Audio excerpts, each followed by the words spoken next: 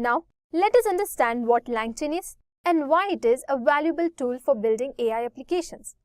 You must be aware of popular applications such as GPT and Gemini. These applications utilize APIs, and GPT uses OpenAI's API while Gemini operates through the Gemini API.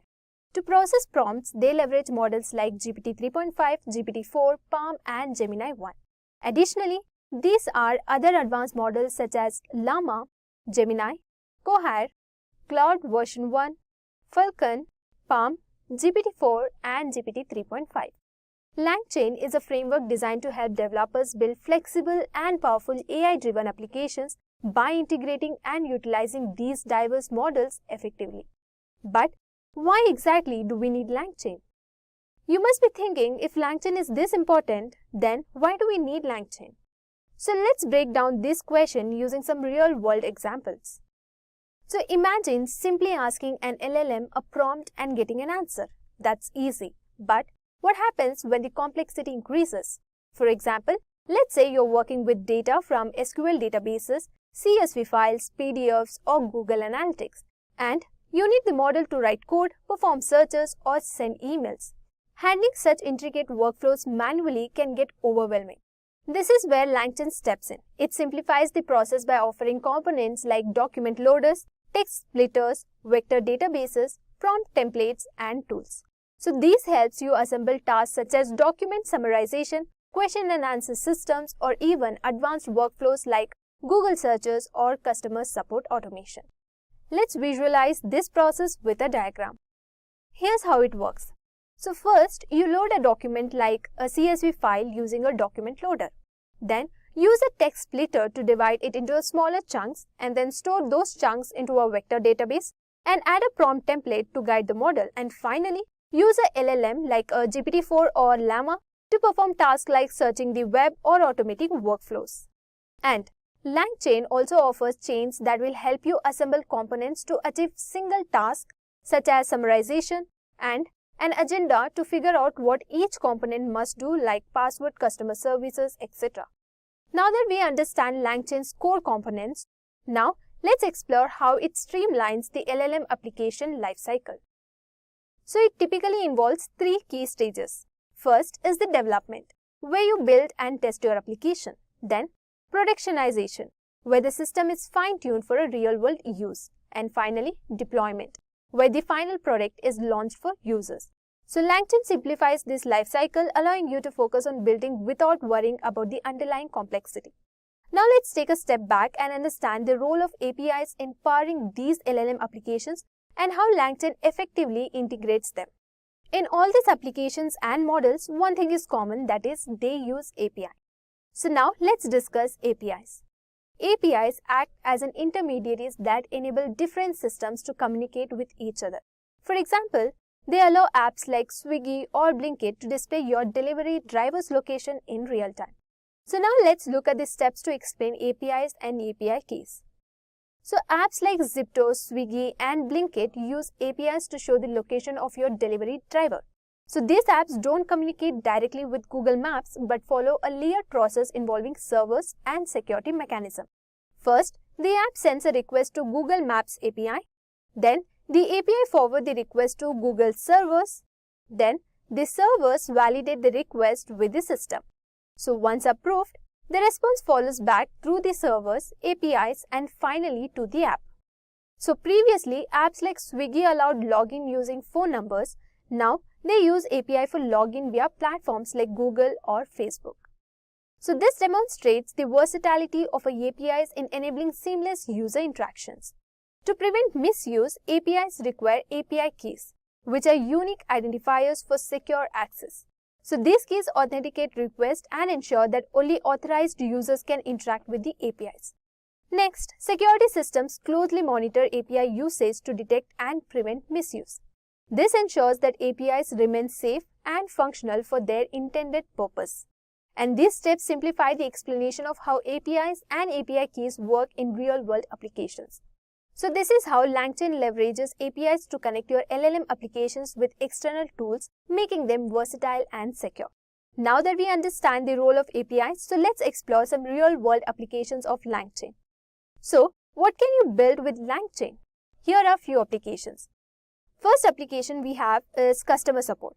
So customer support for your shopping websites to interact with customers. Next, conversational chatbots for helping you study. Content generation tools for blogs or social media. We also have question answering systems for knowledge bases, and then document summarizers for legal or academic content. LangChain simplifies AI development by integrating LLMs with various data sources and tools. Its applications are vast, from chatbots to document summarization. So, let's examine a practical example to see LangChain in action. Alright, in today's data-driven world, understanding and effectively using SQL queries is crucial for managing and analyzing large datasets. However, beginners and even experienced users often need help with complex SQL queries, their syntax, and how they work. This creates a barrier to efficiently interacting with databases and limits their potential to solve real-world problems. To address this challenge, we propose a SQL query fetcher application that leverages the Gemini AI, Python, and Streamlit to simplify SQL learning and usage. The application allows users to input or select a query, generates the SQL syntax, and provides a detailed explanation of its components and functionality. This tool bridges the gap between technical understanding and real-world database operations, empowering users with an initiative and interactive SQL learning experience. Let's jump right into the code. So the first step is setting up your dependencies. Here, we import Streamlit for the user interface, and then Google Generative AI for using Gemini. So first, import Streamlit as ST, and next import Google.Generative AI as GenAI. So to get this API, you have to go to the Google Gemini API key, and here click on Get a Gemini API key in Google AI Studio, and then once you scroll, there is a button on the left called Create API. Now click on it and select your model here, and let's copy it. And now let's go back to our VS Code editor and paste it here. So to paste, let's type Google_API_key, and inside the double quote, let's paste it.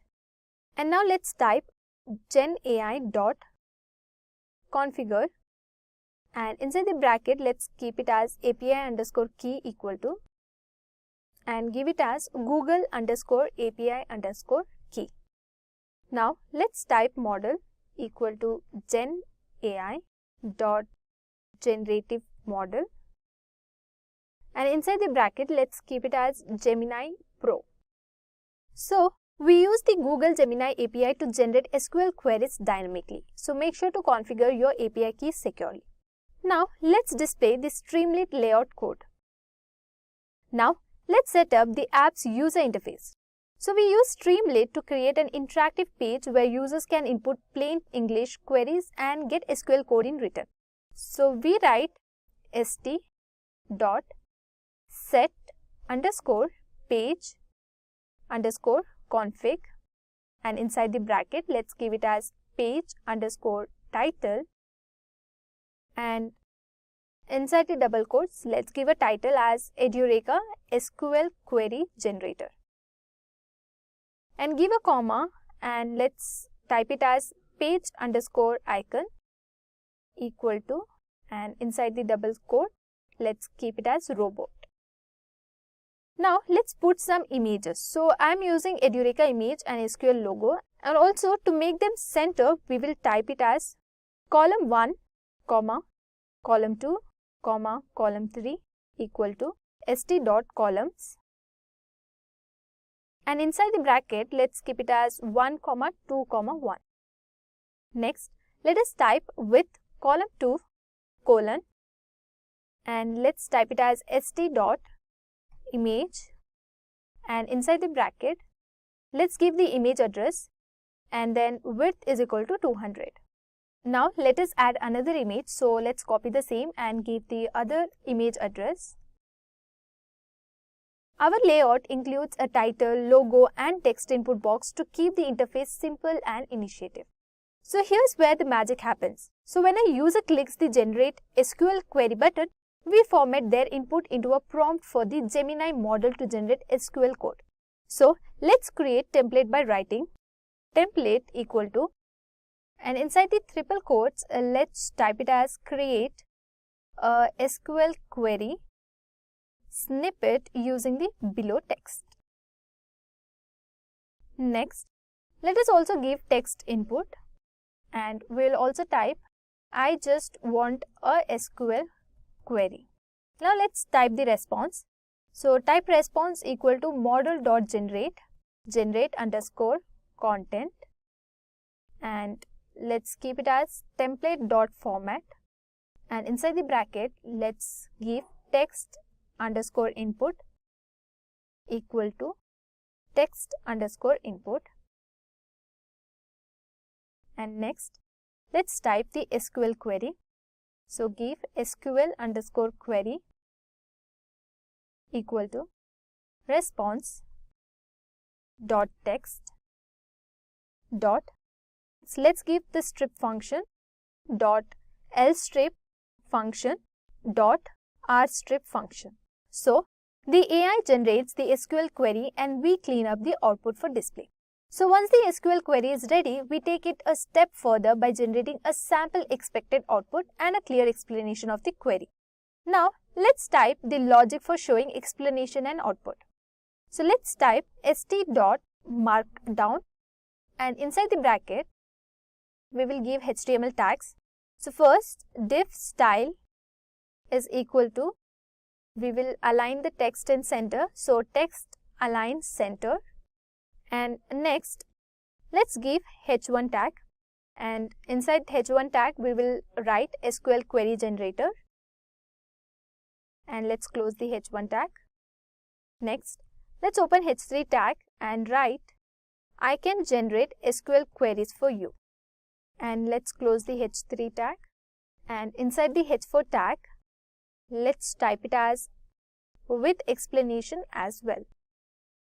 Now close the h4 tag and let's open the paragraph tag, which is the p tag, and inside the p tag let's type it as this tool allows you to generate SQL queries based on your data. Now let us close the p tag, also close the div tag.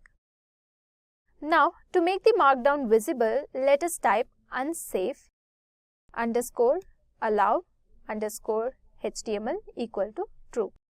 Now let's write text input equal to st.text underscore area, and inside the bracket let's give it as enter your query here in plain English.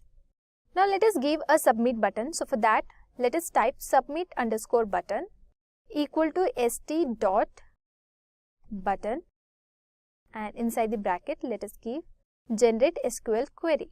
Now if submit button colon, write it with st.spinner, and inside the bracket let's give generating SQL query, and then let's create a template, and inside the triple quotes let's type it as create a SQL query snippet using the below text.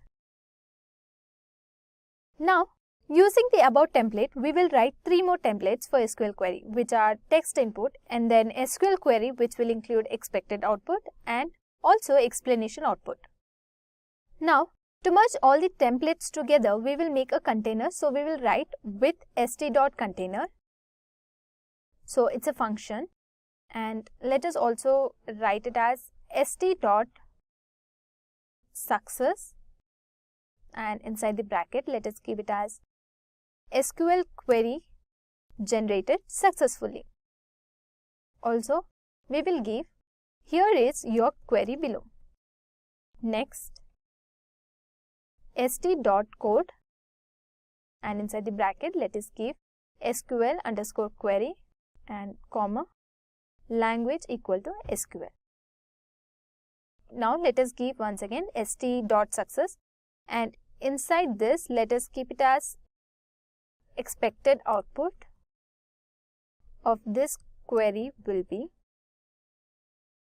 and now let us keep it as st.markdown and inside the bracket e output. Once again st.success and inside this let us keep it as explanation of this SQL query. Next, let us give st.markdown and inside this function let us keep it as explanation.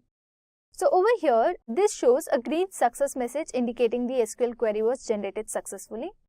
And next, the show SQL query, this displays the SQL query as a formatted code block highlighting it as a SQL. Next is the display expected output.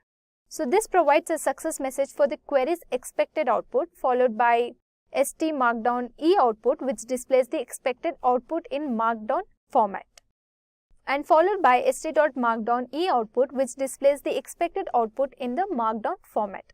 So now this line of code introduces an explanation and st.markdown explanation displays that it is in markdown format for clarity. So this makes the tool valuable for both learning and debugging SQL. So now let's see it in action. So open the terminal and let us type streamlit run and give your file name. Now as you can see the screen, your SQL query generator is ready to go. Now let's test it. So for that, here I will input a prompt asking for a query, which is give me the query for create table. Now let's click on generate SQL query. And as you can see it's running, so let's wait for it to generate. So as you can see on the screen, the app generates a SQL query, expected output and even a plain English explanation in seconds. So how cool is that, right? And that's it. Our SQL query generator powered by LangChain, Gemini API and Streamlit is complete. So this project is perfect for simplifying SQL learning and enhancing productivity.